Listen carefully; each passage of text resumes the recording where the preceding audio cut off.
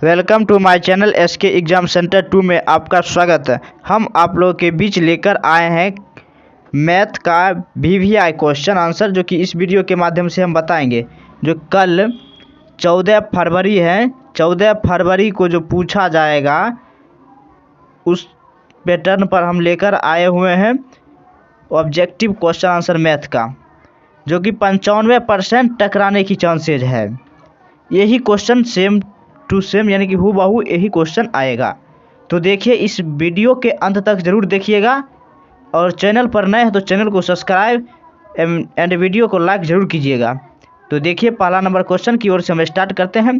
पहला नंबर कह रहा है क्वेश्चन, दो लगातार संख्याओं का HCF यानी कि मौसक क्या होगा। अगर दो लगातार संख्या है, मान लीजिए हम आपको उदाहरण दे रहे हैं, एग्जाम्पल 2 और 3 है, 2,3 है, तो इसका HCF क्या होगा।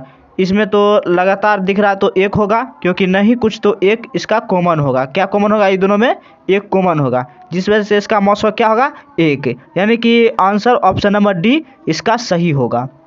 तो आपको हम एग्जाम्पल के साथ हम बताएंगे, तो इस वीडियो के अंत तक जरूर बने रहिएगा। अगला क्वेश्चन कर रहा है, यदि A और B अभाज्य संख्याएं हैं तो A और B का एलसीएम क्या होगा। तो इसका भी हम एग्जाम्पल बताएंगे। देखिए, कोई मानिए संख्या है 2 और 3 है, मानिए एक जगह पर हम 2 रखें या B की जगह पर 3 रखें, तो इसका एलसीएम क्या होगा। ये तो किसी से लगा नहीं, तो इसका क्या होगा 2 गुना 3 होता है, यानी कि A इंटू बी, A गुना B होगा, तो A इंटू बी किस में है, तो option number C, option number C इसका करेक्ट आंसर हो जाएगा। इसी प्रकार आप देखते रहिए, जो कि हम सॉल्यूशन के साथ आपको बताने जा रहे हैं। अगला देखिए, तीसरा नंबर है 144 अभाज्य गुणनखंडों में 2 घात है तो कितनी है। तो 144 को आप कहीं पर भी शॉर्ट में गुणनखंड कीजिएगा, उसमें देखिएगा 2 कितनी बार आ रहा है, 2 से यहाँ विभाजित कीजिएगा तो यहाँ आ जाएगा 72। कितना आएगा 72, फिर 2 से लगाइएगा, यहाँ आएगा 36 आएगा। उसके बाद फिर 2 से लगाएंगे 18 आएगा, फिर 2 से लगाइएगा, यहाँ 9 आएगा।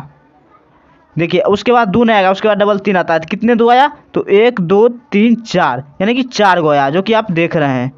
तो यहाँ ऑप्शन नंबर सी यानी 4 इसका सही आंसर हो जाएगा।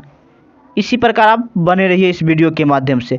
अगला नंबर 4 नंबर क्वेश्चन है, निम्नलिखित में कौन सा अभाज्य संख्या है।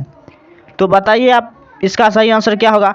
91 विभाजित हो जाएगा 7 से एवं 13 से, ये भी विभाजित हो जाएगा 3 से, जो कि आप लगाकर चेक कर सकते हैं, ये भी विभाजित हो जाएगा, परंतु ये ऑप्शन नंबर सी नहीं होगा। 41 है, किसी से नहीं होगा, ओनली 1 और 41 के अलावा किसी से नहीं होगा, इसीलिए ऑप्शन नंबर सी इसका करेक्ट आंसर हो जाएगा। अगला देखिए, करा निम्नलिखित में से किसका दशमलव प्रसार,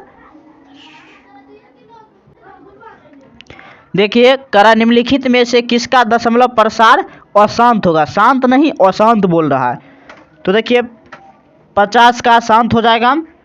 क्यों होगा, क्योंकि आप पढ़े होंगे, आपको बताया गया होगा कि 2 और 5 आएगा तो शांत होगा, 2 और 5 जब आएगा तो शांत, 2 और 5 के अलावा कुछ भी आता है तो अशांत होता है। इसमें देखिए 25 में विभाजित, हमको क्या करना है, अंश को नहीं देखना है, अंश को नहीं देखना है, हर से हमको मतलब है, किससे, हर से। तो हर कितना है 25 है, तो ये भी लग सकता है, खंड कीजिएगा तो 5 गुने 5 आएगा, तो 5 गुने 5 आएगा, तो ये भी क्या है शांत है। इसमें भी 2 और 5 के अलावा कुछ नहीं आएगा, आप खंडित कर सकते हैं। इसमें भी 2 और 5 के अलावा कुछ नहीं, यही आएगा 243 है, ये क्या आएगा, इसमें 3 आ जाएगा, जिस वजह से हमको अशांत यही आंसर आएगा। तो ऑप्शन नंबर बी इसका सही आंसर हो जाएगा। अगला देखिए 6 नंबर है, यदि m एक धनात्मक पूर्णांक है तो धनात्मक विषम पूर्णांक का रूप होगा। तो देखिए, कोई मानिए m है, m एक क्या है धनात्मक पूर्णांक है, तो उसको हमको क्या करना पड़ेगा, विषम में आना पड़ेगा। तो स्वाभाविक बात है, उसमें क्या करना पड़ेगा, माने यहाँ सम पूर्णांक कब तक आता है, 4m तक सम पूर्णांक है। ये m क्या है, एक धनात्मक पूर्णांक है, जो कि धनात्मक विषम पूर्णांक के रूप में, तो 4m क्या है ये मान लिया कोई संख्या है गुना होने वाला, ये तो 4 सम संख्या है, इसमें कितना जोड़ेंगे जो विषम हो जाएगा, तो एक मात्र जोड़ेंगे जो विषम हो जाएगा। तो इसीलिए इसका आंसर हो जाएगा ऑप्शन नंबर सी। क्या होगा? Option number C. अगर हम 2 जोड़ते हैं, यहाँ पर 2 जोड़ते हैं तो गलत है, क्योंकि सम हो जाता है, फिर इसमें भी 4 जोड़ते हैं तो फिर सम हो जाता है, इसलिए एक जोड़ने पर विषम होता है, हमको विषम ही पूछ रहा है, तो इसलिए ऑप्शन नंबर सी इसका करेक्ट आंसर हो जाएगा। अब देखिए 7 नंबर क्वेश्चन करा है, 7 नंबर क्वेश्चन करा है 6/15 का दशमलव प्रसार क्या होगा? 6/15 है, तो हम आपको कहे थे, क्या कहे थे? खंडित करने के लिए केवल हर को, तो इसमें देखिए दोनों को खंडित आप कर सकते हैं, जिसे 2 गुना 3 हो जाएगा, अब बटे कितना है 3 गुना 5 हो जाएगा ना, 5 हो जाएगा, 3 से 3 कट गया, तो नीचे क्या आया 5 आया केवल, तो ये शांत हो जाएगा। तो ऑप्शन नंबर ए इसका सही आंसर होगा, जो कि आप बनाए होंगे एनसीईआरटी किताब, उसमें भी आपको मिला होगा ये ऐसा क्वेश्चन। तो अगला आप देखिए 8 नंबर क्वेश्चन देखिए, 8 नंबर क्वेश्चन कहता है यदि एफ एक्स यानी x³ - 5x² + 2x + 2, तो जहाँ एफ एक्स का मान, एफ जो एक्स का मान है तो x³ - 5x² + 2x दिया हुआ है, +2 करके एफ के जगह पर क्या कर रहा है हमको, एक्स के जगह पर 1 रख रहा है, तो 1 देने पर मान क्या होगा? तो यहाँ देखिए ये x³ है, x³ तो x³ 1 कर देंगे, क्या करेंगे 1 माइनस है 5 है, उसके बाद क्या है x², यानी कि गुना कितना होगा 1 स्क्वायर से, हम आपको बता रहे हैं। फिर 2 है, 2 को हम कितना से गुना करेंगे 1 से, कितना से x से, x करेंगे x जगह पर, अब गुना कीजिए, और उसके बाद +2 ये भी है, अंत में वाला भी +2 इसको भी लाना है, 2 ये भी है, तो देखिए 1 का क्यूब कितना होता है 1 ही हो जाएगा, 1 को 3 बार गुना करने पर 1 ही होगा, फिर माइनस ये तो 5 हो गया पहले से ही, -5 है, +2 ये, +2 ये, तो 4 आई 1, तो 5 रहेगा, ये भी 5 हो गया, ये भी 5, 5 5 घट जाएगा, 0 बचेगा, जो कि ऑप्शन नंबर ए इसका सही आंसर होगा। इस प्रकार हम आपको सॉल्यूशन करके बता रहे हैं। अगला देखिए क्या द्विघात बहुपद x² + 3x + 2 के शून्यक है? तो द्विघात बहुपद आपको निकालना आता होगा, कैसे निकालते हैं वो हम बता रहे हैं। देखिए x² + 3x + 2 है, कितना है ये है, तो हमको ऐसी संख्या आना है जो फर्स्ट इंटू लास्ट, यानी कि इससे गुना करेंगे 2 ही होगा। अब जोड़ने पर हमको 3x प्राप्त होना चाहिए, गुना करने पर यानी 2, तो कैसे होगा, x² उसी प्रकार रहेगा, आप देखिए, और ये कितना होगा, ये होना चाहिए 1 नहीं 2 होना चाहिए, 2x + x + 2 होगा। इस प्रकार देखिए 2x और 1x, 3x यहाँ हो गया, पुर गया, फिर 2 को हम x गुना करेंगे, 2 भी पुर जाएगा प्लस में, तब x कॉमन लेंगे, यहाँ पर क्या कॉमन आएगा x कॉमन आएगा, तो x बचेगा और प्लस फिर 2 बचेगा, ओनली 2, फिर यहाँ नहीं कुछ, तो 1 कॉमन लेंगे, तो यहाँ कितना बचेगा x + 2, तो जखने +2 है तो ये भी माइनस होगा, दोनों में से एगो लेना है, तो x + 1 और एगो आएगा x + 2, तो यानी कि -1 और -2 आएगा आंसर, क्योंकि 0 बराबर की जगह -1 और -2 आएगा, तो ऑप्शन नंबर ए इसका सही आंसर हो जाएगा, 9 नंबर का ये आंसर सही हो जाएगा। इस प्रकार हम आपको बता रहे हैं, तो आप अच्छी तरीके से देखिएगा। अब देखिए 10 नंबर है, 19 और 25 का यानी कि माध्यांतर माध्य है, तो इसका सही आंसर हो जाएगा 10 नंबर का बी, क्या होगा बी हो जाएगा आंसर 4। माध्यांतर माध्य का मतलब क्या होता है, माध्यांतर माध्य का मतलब होता है दोनों के बीच का अंतर माध्य में कितना है, तो 4 है, ऑप्शन नंबर बी इसका सही आंसर होगा। 19 और 25 का बताइए कैसे निकालिएगा आप, 19 और 25 में का निकालिए, देखिए क्या होगा 20 हो जाएगा, 21 22 इस प्रकार है, 23, तो उसके बाद 24 25 के माध्यम का था। तो ये देखिए इसमें कितना है, 25 तक नहीं आया, 24 तक। तो 2 ये हुआ, 2 ये 4 और 1 5, क्योंकि 5 आया है माध्यांतर माध्य, क्योंकि इसमें से कितना है, सबको गुना करने पर इतना से भाग जोड़ने पर भाग दिया जाता है। तो यहाँ आएगा 4 आंसर। अब अगला देखिए 11 नंबर है।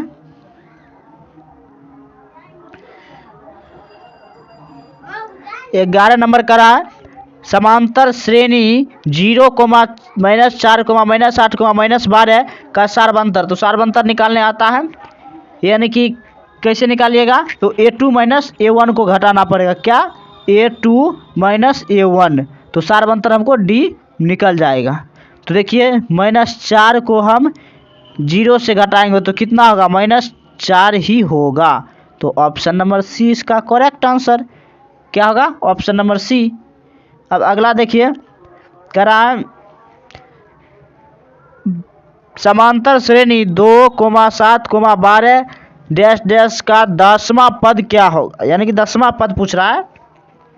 तो इसका आंसर क्या होगा, आप फाइनली निकाल कर बताइए इसका आंसर क्या होगा। इसका आंसर हो जाएगा ऑप्शन नंबर सी, 47 आएगा। देखिएगा आप निकाल करके 47 ही आएगा।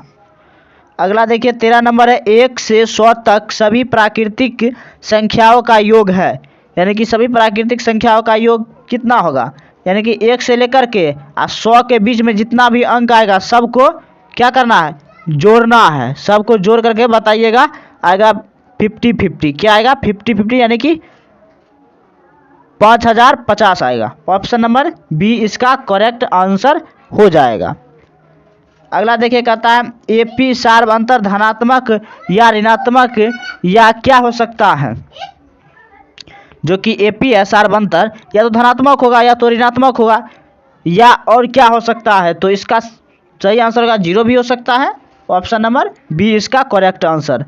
अगला देखिए किसी एपी क्रमागत पदों के अंतर को क्या कहते हैं, यानी किसी पदों के अंतर को हम क्या कहते हैं, तो भाई सार्वंतर कहते हैं। एक पद दूसरे पद के अंतर को हम सार्वंतर कहते हैं। 16 नंबर क्वेश्चन देखिए, 16 नंबर का रहा है जो यदि दो समरूप त्रिभुज का क्षेत्रफल का अनुपात कितना हुआ है, 25-64, तो संगत भुजा का अनुपात करा, तो भाई इसका रूट अंडर कर दो, बस उसका सही आंसर आ जाएगा। आपका क्या करना है, रूट अंडर कर देना है। जैसे देखिए 25 है और अनुपात 64 है, हम इसको शॉर्ट तरीका बता रहे हैं, जो हमको कुल्लू मिला है उस कुल्लू के अनुसार हम आपको बता रहे हैं, जो कि इस प्रकार निकलेगा नहीं, हम आपको कुल्लू ढूंढ कर बता रहे हैं। जैसे इसको रूट कर दीजिएगा तो क्या आएगा, 5:8 आ जाएगा। तो 5:8 इसका आंसर आ जाएगा। देखिए 5:8 इसका correct answer, option number C, जो कि हम कुल्लू के तरफ से बता रहे हैं। शॉर्ट आपको जाना है, ना कि बनाना है। ऑब्जेक्टिव में पूछा जाएगा तो जितना से जितना जल्द हो सके उतना अच्छा से बनाइएगा। अगला है 17 नंबर देखिए, एक समबाहु त्रिभुज ABC की एक भुजा 12 सेंटीमीटर हो तो ऊंचाई होगी। तो त्रिभुज की यानी कि क्षेत्रफल क्या होता है, 1/2 चौड़ाई ऊंचाई, सॉरी आधार गुने ऊंचाई होता है। तो इसका आंसर क्या होगा, 17 नंबर आप बनाए हैं तो जल्दी बनाकर बताइए।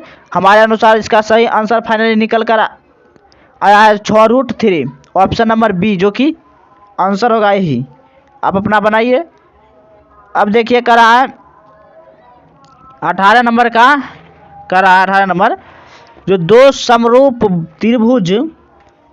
त्रिभुजों की भुजाएं 3:5 के अनुपात में इन त्रिभुज के क्षेत्रफल का अनुपात क्या होगा। तो देखिए क्या होगा, 3:5 दिया हुआ, तो इसका क्षेत्रफल दो समरूप त्रिभुज का है ना, अब भुजा का कहा जाए कि क्षेत्रफल अगर निकाला जाए त्रिभुज का, तो इसका एक क्लू और है, इनका क्या कर देना है, 3:5 है ना, 3:5 इनको हमको कर देना है वर्ग।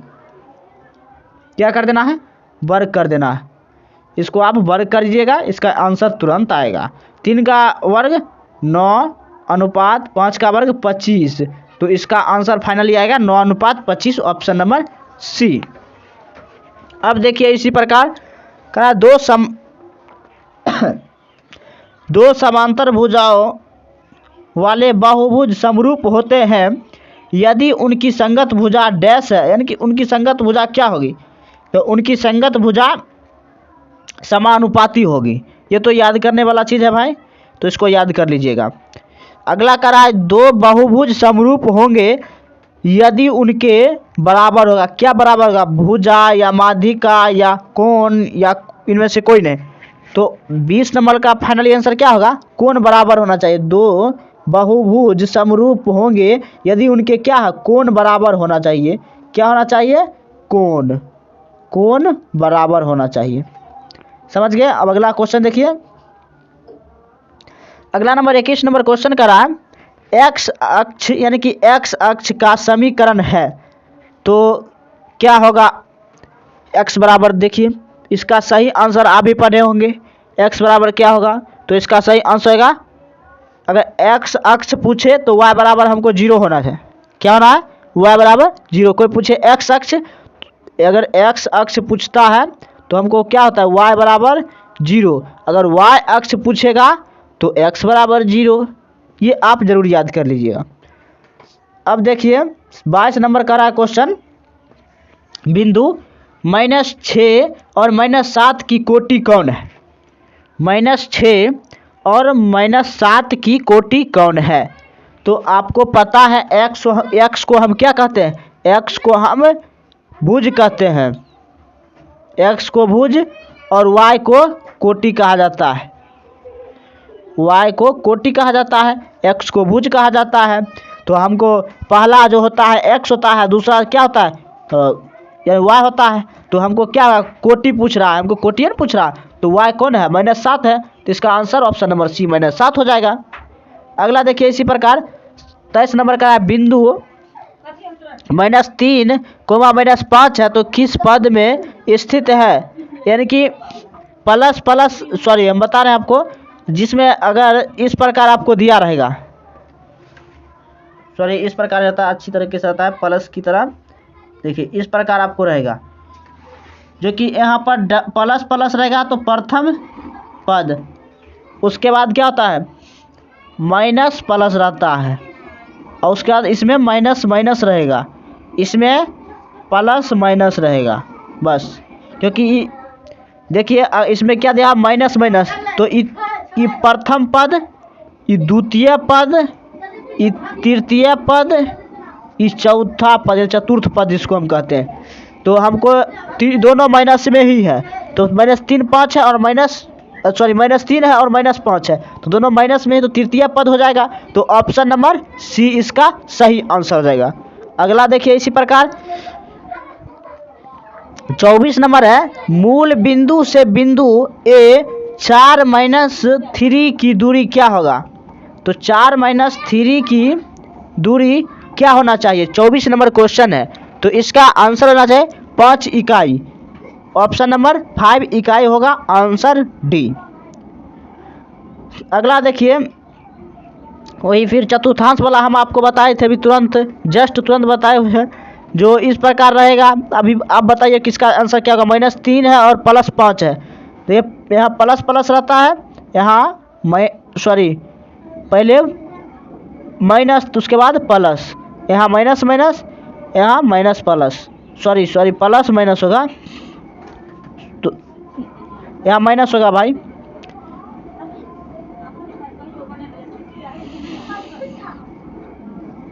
क्योंकि हमको चलाएगा यहाँ क्या पूरा माइनस और प्लस यहाँ आएगा, तो चतुर्थ वर्ग में होगा, क्या चौथा नंबर में होगा, चौथा नंबर में ये तो माइनस माइनस और ये प्लस माइनस, ये प्लस प्लस हो जाएगा, प्लस प्लस वाला तो प्रथम हुआ, ई सेकेंड, ई थर्ड, ई फोर्थ, तो हमको चतुर्थ में आएगा, तो ऑप्शन नंबर डी इसका करेक्ट आंसर। अगला देखिए इसी प्रकार का है 26 नंबर, मूल बिंदु से P3, -4 की दूरी क्या होगी, 26 नंबर है, तो इसका आंसर क्या होगा 5, ऑप्शन नंबर डी। अगला देखिए किसी बिंदु की y अक्ष की दूरी उस बिंदु को क्या कहलाता है। हम आपको कितना बार अभी भी बता चुके हैं, y अक्ष के दूरी यानी कि y अक्ष से दूर रहेगा, y अक्ष से दूरी बिंदु को क्या कहलाता है, y अक्ष के दूरी को उस बिंदु को क्या कहते हैं, भुज कहलाता है। क्या हो जाएगा ऑप्शन नंबर ए भुज। अगला देखिए 2 cos स्क्वायर 60 डिग्री का मान क्या होगा। देखिए 28 नंबर है 2 cos स्क्वायर 60 डिग्री का मान क्या होगा। तो इसका आंसर हो जाएगा 1/2। यही आएगा ऑप्शन नंबर डी इसका सही आंसर। अगला देखिए कहता है 10 10 डिग्री 10 15 डिग्री इंटू करके है इंटू फिर 10 75 डिग्री इंटू 10 80 डिग्री, सब इसका मान क्या होगा 29 नंबर का। तो 29 नंबर का सही आंसर हो जाएगा 1। 29 नंबर का सही आंसर क्या हो जाएगा 1 होगा। तो कैसे होगा भाई, तो देखिए 10 10 डिग्री और 80 डिग्री में लगेगा 10 90 डिग्री हुआ। फिर देखिए 10 15 डिग्री और 75 डिग्री में लगेगा 1 होगा। और सबको हम गुना करेंगे, गुना करने के बाद भी हमको 1 ही फाइनली आएगा। क्या आएगा 1 ही आएगा।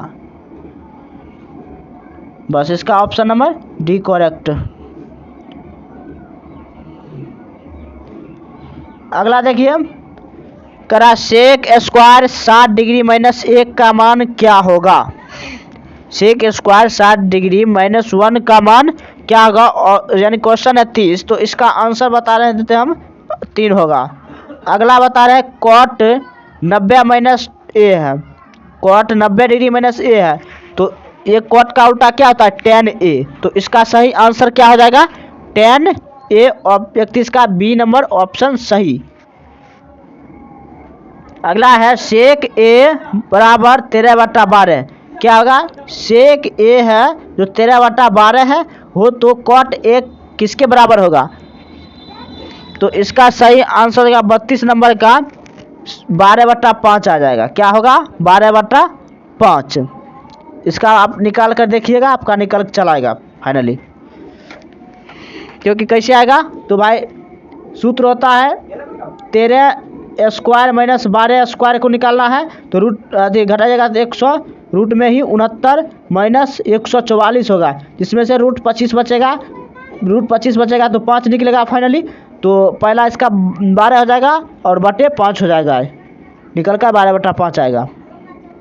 अगला देखिए करा है 33 नंबर त्रिभुज ABC एक समकोण त्रिभुज है जिसमें से कोण 90 डिग्री हो तो cos A प्लस B का मान क्या होगा। 33 नंबर का सही आंसर 1 आएगा। अगला देखिए करा 9 sec square A minus 9 tan square A का मान क्या होगा। तो 9 तो कॉमन है तो 9 पहले ही रहेगा और ये दोनों स्क्वायर का मान होता है 1। क्या होगा 1 होगा। तो गुना करने के बाद भी हमको 9 आएगा, इसलिए ऑप्शन नंबर बी इसका करेक्ट आंसर सही आंसर है। अगर आप चैनल पर नए हैं तो चैनल को सब्सक्राइब कीजिए, लाइक कीजिए और वीडियो के अंत तक जरूर बने रहिए। हम आपको 35 नंबर आप बताने जा रहे हैं साइन 59 डिग्री यानी कि साइन 59 डिग्री बाय यानी कि कॉस 31 डिग्री। यहाँ लिखा हुआ इस प्रकार साइन 59 डिग्री बटा कॉस 31 डिग्री का मान पूछ रहा है। तो हम इसका सही आंसर निकालिएगा तो यहाँ कॉस 90 माइनस 31 आएगा और यहाँ नीचे साइन 90 माइनस 59 आएगा। तो इसको निकालने के बाद आपको फाइनली आंसर आ जाएगा ऑप्शन नंबर सी। क्या आएगा ऑप्शन नंबर सी यानी कि 1 आएगा। आपको निकालिएगा तो 1 आएगा आपका आंसर। अगला देखिए कॉसेक 45 डिग्री का मान क्या है। ये तो भाई आप याद ही कर चुके होंगे। कॉसेक 45 डिग्री का मान √2 होता है। ऑप्शन नंबर सी इसका सही आंसर। अगला देखिए tan 65 degree by cot 25 degree का मान क्या होगा। तो इसका 37 नंबर का सही आंसर आ जाएगा 1। क्या होगा 1 आ जाएगा। अगला देखिए कॉट 60 डिग्री का मान क्या होगा। 38 नंबर का कॉट 60 डिग्री का मान √3 होगा, √3 ऑप्शन नंबर ए। 39 नंबर का साइन A 3/5 हो तो cos A का मान क्या होगा? तो इसका सही आंसर होगा 39 का 4/5। क्या होगा? 4/5 आ जाएगा। 4/5 इसका फाइनली आंसर आ जाएगा। निम्न में से √3/2 है तो किसका है? √3/2 का यानी किसका मान है? तो आपको फाइनली आंसर आ रहा है sin 60 का मान। कितना आ रहा है? sin 60 का। Option number B. कितना का? 40 का। ऑप्शन नंबर बी आएगा। जो कि आप sin 0 का मान 0 होता है। sin 30 का मान क्या होता है? 1/√2। इस प्रकार आप याद कर चुके हैं। अगला देखिए 41 नंबर है। यदि एक स्तंभ की छाया की लंबाई स्तंभ की से √3 हो तो सूर्य का उन्नयन कोण क्या होगा? तो इसका सही आंसर होगा 41 नंबर का यानी 30 डिग्री। क्या होगा? 30 डिग्री हो जाएगा। अगला देखिए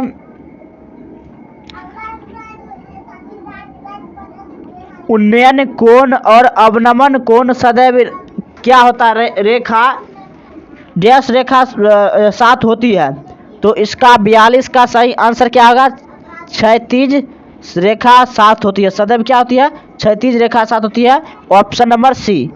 अगला है सूर्य का उन्नयन कोण जब किसी सीधे खड़े खंभों को की छाया और उनकी ऊंचाई क्या होता है? बराबर हो तो डैश होगा। तो इसका डिग्री मान कितना डिग्री का होगा? 43 का। तो 43 का बी होगा। 45 डिग्री का मान हो जाएगा। अगला है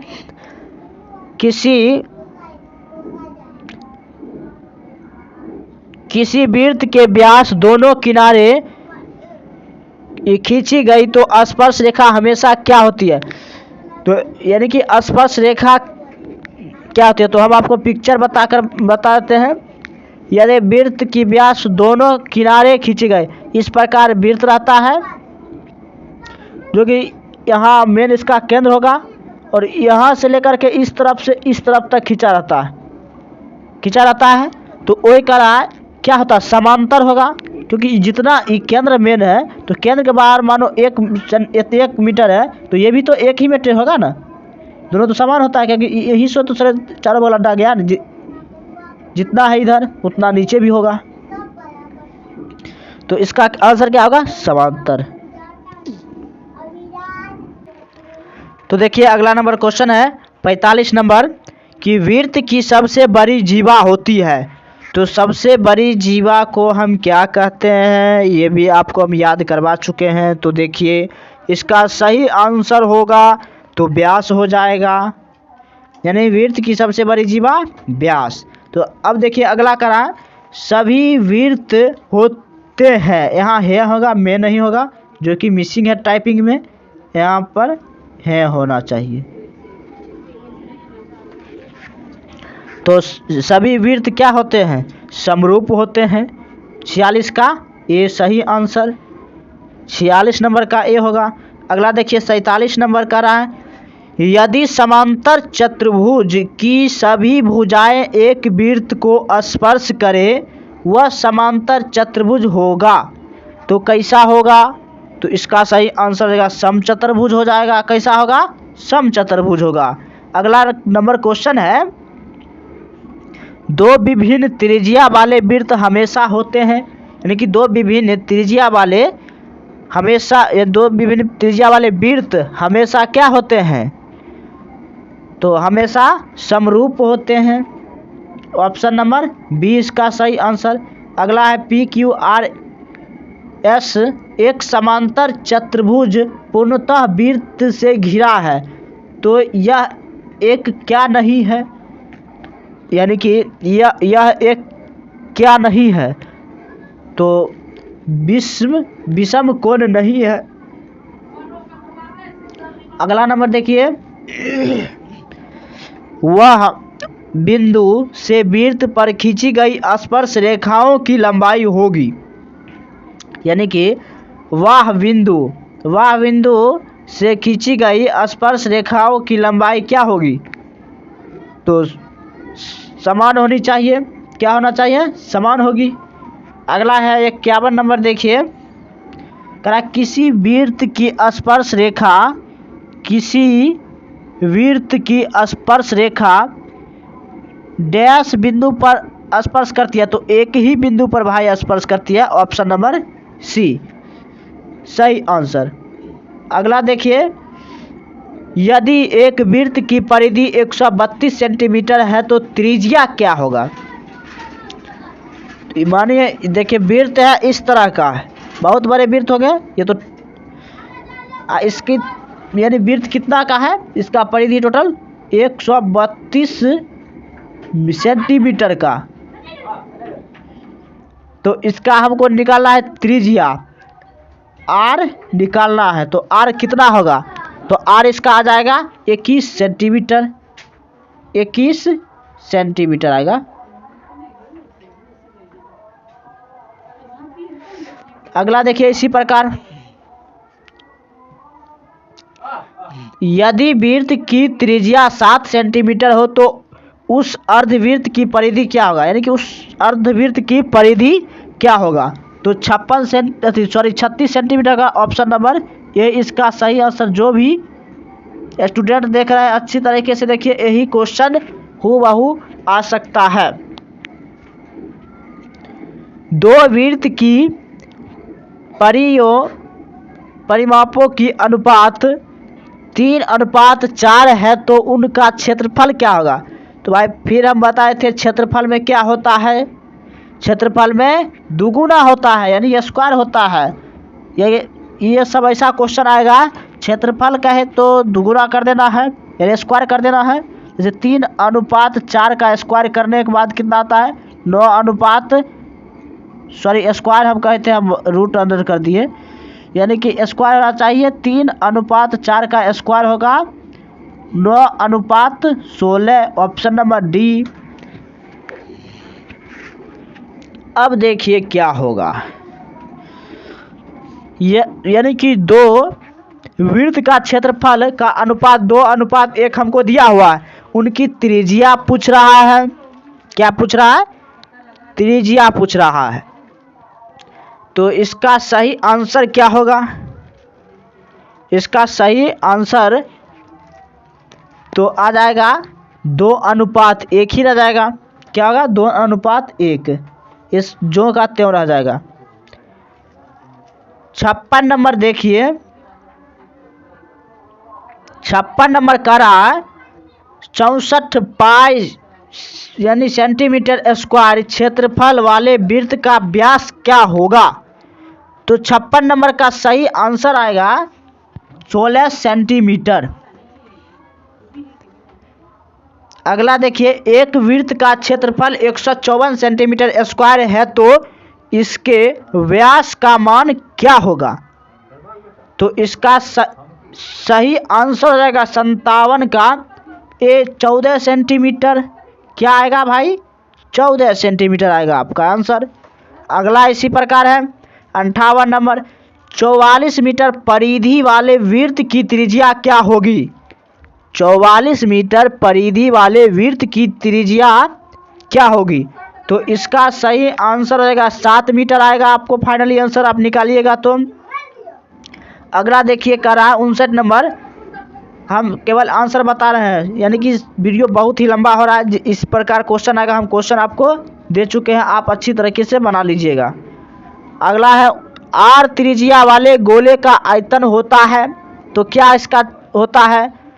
तो इसका सही आंसर रहेगा 59 नंबर का 4/3 पाई आर क्यू। क्या होगा? 3/पाई आर क्यू होगा। Option number A correct answer आएगा। अगला है 60 नंबर, 6 सेंटीमीटर भुजा वाले घन में से 2 सेंटीमीटर भुजा वाले कितने घन बनाए जा सकते हैं? तो इसका सही आंसर आएगा 27। अगला देखिए, आर त्रिज्या वाले बेलन के वक्र पृष्ठ का क्षेत्रफल क्या होगा। आर त्रिज्या वाले वक्र पृष्ठ बेलन का क्षेत्रफल क्या होगा। तो इसका सही आंसर होगा 61 का 2 पाई आर एच आएगा। इसका answer 2 pi r h, option number C. अगला देखिए, अर्धगोले का संपूर्ण पृष्ठ का क्षेत्रफल क्या होगा।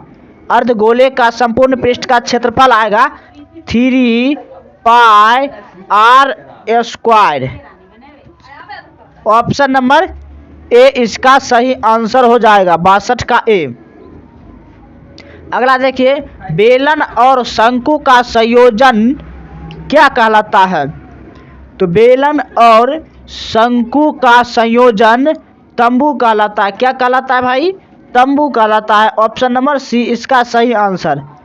अगला है 64 नंबर, देखिए करा 8, 7, 12, 15, 10, 9, 11 का माध्यिका निकाले या होगी तो क्या होगी। तो इस सब को भाई जोड़ करके जितना होगा उतना से भाग दीजिएगा। तो इसका सही आंसर 64 का क्या होगा, 10 आएगा। क्या आएगा, 10 आएगा। अगर नहीं विश्वास है तो भाई हम बता देते हैं। देखिए 8 और 7 15 होगा, जोड़ने पर 15 और 15 30, 30 42, 42 और 10 कितना होगा, 42 और 10 52, 52 और 9 जोड़िए,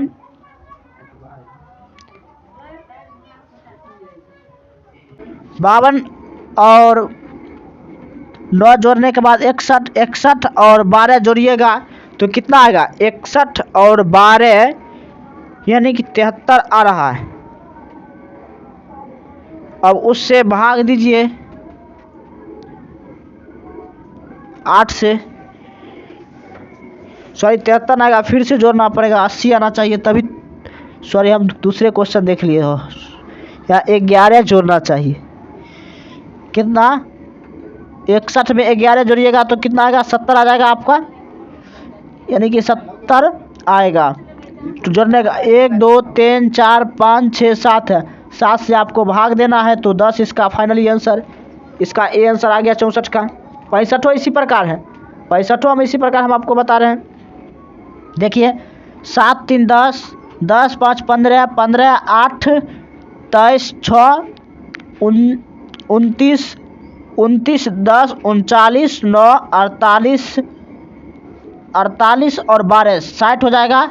60 में हम कितना से भाग दें, तो देखिए कितना संख्या 1 2 3 4 5 6 7 8 को है, 8 से भाग देना, 8 से भाग दीजिएगा तो ये कितना से 12 25 60, सॉरी 15 चौका 60, 15 बटा 4 दूनी 8 2, तो यानी कि 15 बटा 2 आया। तो इसका आंसर होगा 7.2, सॉरी 7.5 आएगा, क्योंकि इसको भी काटिएगा 7.5, सॉरी 7.5 ही आएगा।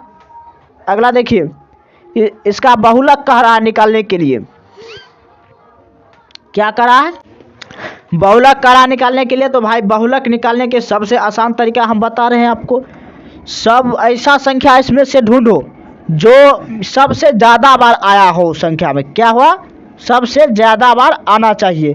तो भाई देखिए इसमें क्या सबसे ज़्यादा बार आ रहा है, तो 9 कितना, 3 देखिए 3 तो एक ही है, 4 भी एक ही है, 7 2 है, 7 2 है, और देखना है 6 का, 6 भी भाई एक ही है। तो देखिए 9 क्या होगा, 9 1 है, 2 है, 3 है, 4 है, सबसे ज़्यादा क्या है, 9 है। तो इसका आंसर भी 9 होगा, ऑप्शन नंबर डी। अब कर रहा है प्रथम 6 अभाज्य संख्याओं का माध्य। भाई प्रथम 6 अभाज्य संख्याओं का माध्य क्या होगा, तो निकालिए प्रथम 6 अभाज्य का माध्य। देखिए आपका आ जाए, देखिए कितना नंबर है, 67 नंबर क्वेश्चन हम आपको बताएंगे। 67 नंबर का है प्रथम 6 अभाज्य संख्याओं का माध्य। अभाज्य संख्या, तो अभाज्य संख्या कौन कौन होगा, 1 होगा, उसके बाद भाज्य नहीं अभाज्य का रहा, 1 के बाद क्या आएगा, 3 आएगा, 3 के बाद क्या आएगा 5 आएगा, 5 के बाद 7 आएगा, 7 के बाद 9 आएगा, 9 के बाद 11 आएगा। यही है। तो इस सब को जोड़ करके 1 2 3 4 5 6 से भाग दीजिएगा। तो भाग देने पर फाइनली इसका टोटल जोड़ 36 आता है। 36 में 6 से भाग देने पर 6 आता है। तो ऑप्शन नंबर सी इसका सही आंसर, 67 का सी। अगला देखिए करा है 68 नंबर 3 4 7 2 7 6 7 9 का बहुलक, जो कि हम तुरंत पहले हम बता चुके हैं बहुलक कैसे निकाला जाता है। तो भाई सबसे ज़्यादा क्या चीज़ आया है, तो सबसे ज़्यादा 7 आया है, जिस वजह से इसका 7 आंसर सही है। अब देखिए करा 1, 4, x, 5, 12 का माध्य 7 है, यानी कि सबका माध्य कितना है 7 है। तो x का मान क्या होगा, यही बात पूछ रहा है ना। तो देखिए 1 4 जोड़ने पर 5 होता है, 5 5 10 10 10 और 12 जोड़ना है तो 22 हो गया। ये कितना है 22, ठीक। और x यहाँ पर है, x यानी कि इसमें जोड़ना है कुछ, और 7 से हमको भाग देना है, सॉरी 7 हमको प्राप्त होता है। क्या प्राप्त होता है 7 हमको माध्य आता है।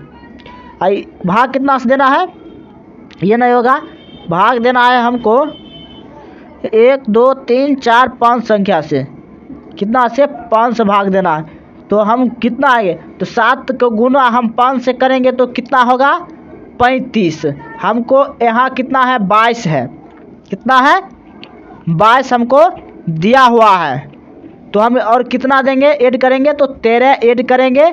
13 ऐड करने के बाद हमको फाइनली 35 हमको पूर जाएगा, 35 पूरेगा, जिस वजह से इसका माध्य क्या आएगा x की जगह पर 13 आंसर आएगा। हमको इस काटने के बाद 35 आ गया, टोटल 35 में आप 5 से भाग दीजिएगा तो 7 आएगा। 7 आएगा तो हमको 7 दिया हुआ है माध्य, x का मान पूछा है तो हम 13 जोड़ेंगे तो हम उतना पुर जाएगा। तो इसका आंसर कितना आएगा 13। अगला 70 नंबर क्वेश्चन देखिए आप, आंकड़ा है, इसका परिसर निकालना है। तो भाई परिसर का भी हम एक उपाय बता चुके हैं। ये उपाय यही है, सबसे ज़्यादा वाले को सबसे कम में घटाया जाए, परिसर निकल जाएगा ऑटोमेटिक। कैसे निकलेगा वो भी हम बता दिए। देखिए सबसे इसमें से संख्या देखिए सबसे ज़्यादा क्या है 30 है सबसे ज़्यादा संख्या, और सबसे छोटा संख्या कौन सा है, तो देखिए सबसे छोटा संख्या भाई 9 है। क्या है 9 है, तो घटाइएगा तो 21 बचेगा ना, तो 21 ऑप्शन नंबर बी आंसर है। अब अगला देखिए संचयी बारंबारता वक्र कहलाती है, तो इसका सही आंसर होगा क्या कहलाती है, त्वरण कहलाती है। तो वीडियो के अंत तक जरूर बने रहिए। अगर चैनल पर नए हैं तो चैनल को सब्सक्राइब कीजिए। मिलते हैं अब अगले वीडियो में, तब तक के लिए धन्यवाद।